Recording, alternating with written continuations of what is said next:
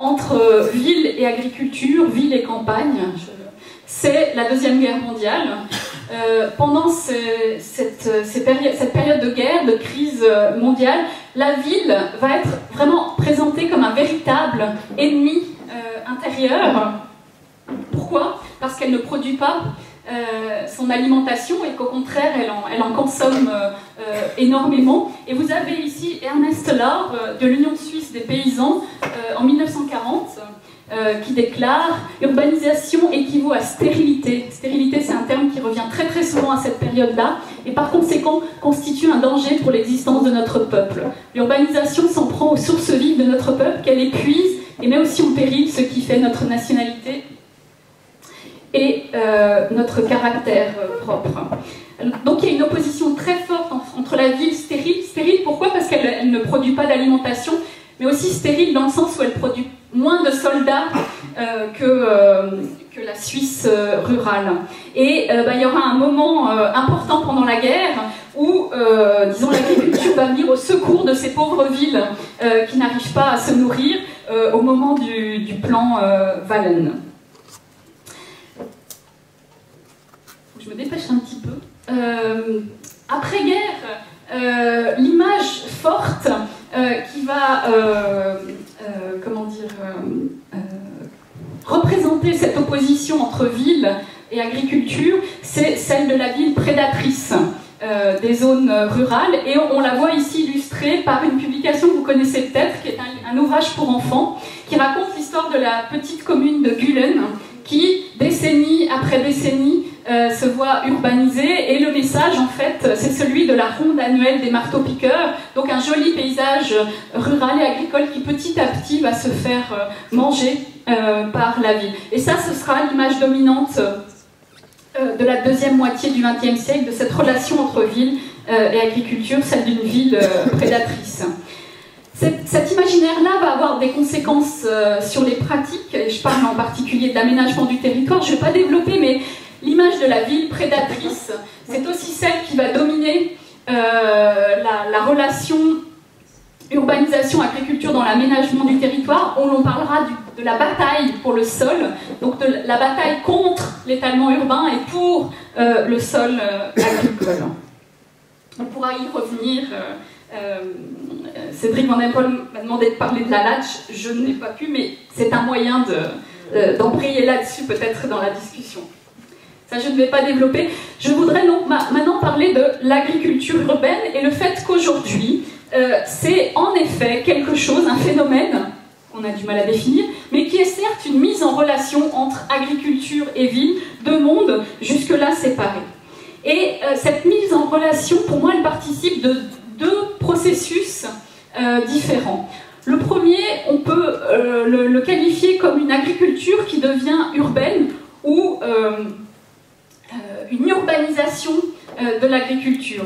Ce que j'entends par là, par urbanisation de l'agriculture, c'est une agriculture qui, petit à petit, avec l'étalement urbain, se trouve enserrée, intégrée dans l'urbanisation, dans les espaces largement bâtis.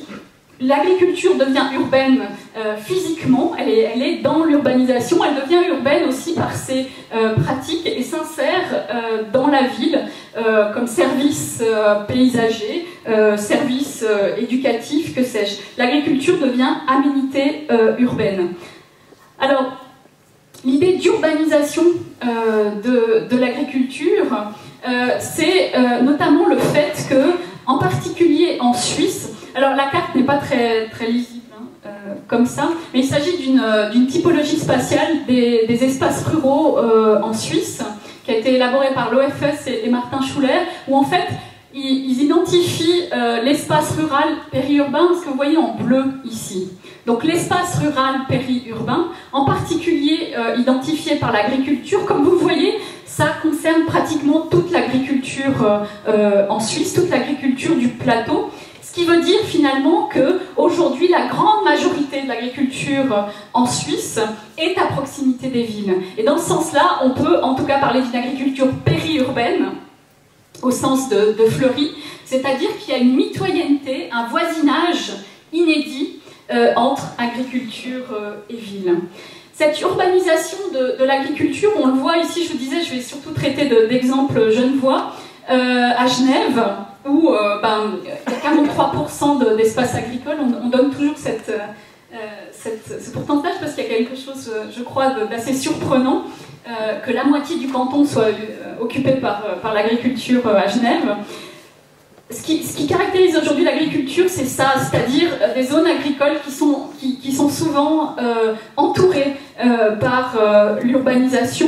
Et cette proximité-là donne lieu à une pression énorme sur les surfaces agricoles,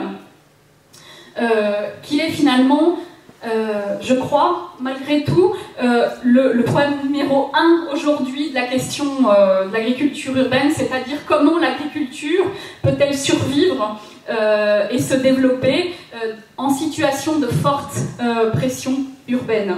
Alors la pression urbaine, elle est foncière, elle est aussi de différents ordres. J'ai pas mis l'origine de cette image, c'était dans Micro Magazine, mais la proximité, le voisinage entre citadins, disons, et agriculteurs peut donner lieu à un certain nombre de conflits plus ou moins agréables.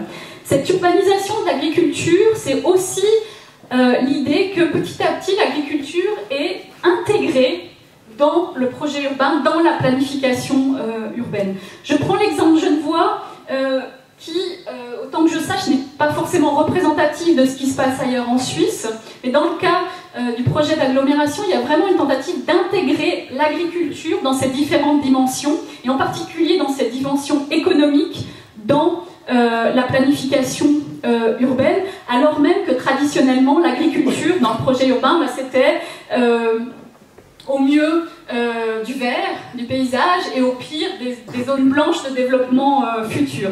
Là, on commence vraiment à intégrer l'agriculture comme une des dimensions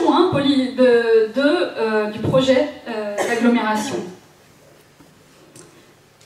Comme le temps passe, je ne vais pas m'attarder ici. Ce que je voulais dire par là, c'est que cette proximité entre agriculture et ville est une pression forte pour l'agriculture. Elle est aussi la possibilité de développer tout un tas d'opportunités. Par exemple, les expériences d'agriculture contractuelle de proximité qui se développent énormément sont liées à ce voisinage étroit finalement entre agriculture et ville. Autre exemple, là on est avec les étudiants de Lausanne, de type d'agriculture urbaine. Ici, la plus grosse production de tomates en Suisse, qui se situe dans la zone agricole spéciale à Genève. C'est aussi ça, l'agriculture urbaine ou périurbaine, avec en l'occurrence des véritables bâtiments qui accueillent l'agriculture. Donc pour moi, je vous disais, il y a deux processus aujourd'hui qui qualifient l'agriculture urbaine. D'une part, l'agriculture qui devient urbaine, donc petit à petit, l'agriculture qui est rattrapée par la ville. Mais je dirais qu'il y a un autre processus à l'œuvre, plus ténu peut-être, qui est celui d'une agriculture, d'une ville qui devient agricole et qu'on peut appeler de façon barbare l'agrarisation de la ville. C'est l'inverse. C'est l'agriculture qui pénètre en ville, qui occupe des espaces urbains, qui conquiert la ville. Et vous connaissez tous des expériences de ce type-là. On les met beaucoup en avant dans la presse. L'idée que la campagne revient en ville, que l'agriculture, en l'occurrence, s'installe en ville, occupe des espaces libres et qu'il y a un renouveau des espaces cultivés en ville. Ce qui est beaucoup mis en avant, ce sont, par exemple à Genève, les potagers urbains qu'on appelle plantages à Lausanne. C'est le fait d'occuper des espaces libres. Alors ça peut être dans des parcs, ça peut être aussi dans des espaces privés qui sont mis en culture par des collectifs. Il y a un retour comme ça du jardinage urbain, mais dans une perspective encore une fois collective, donc c'est autre chose que les jardins familiaux. C'est dans l'idée vraiment de donner accès à la production de nourriture en ville, avec tout un discours qui concerne la qualité de vie liées à cette proximité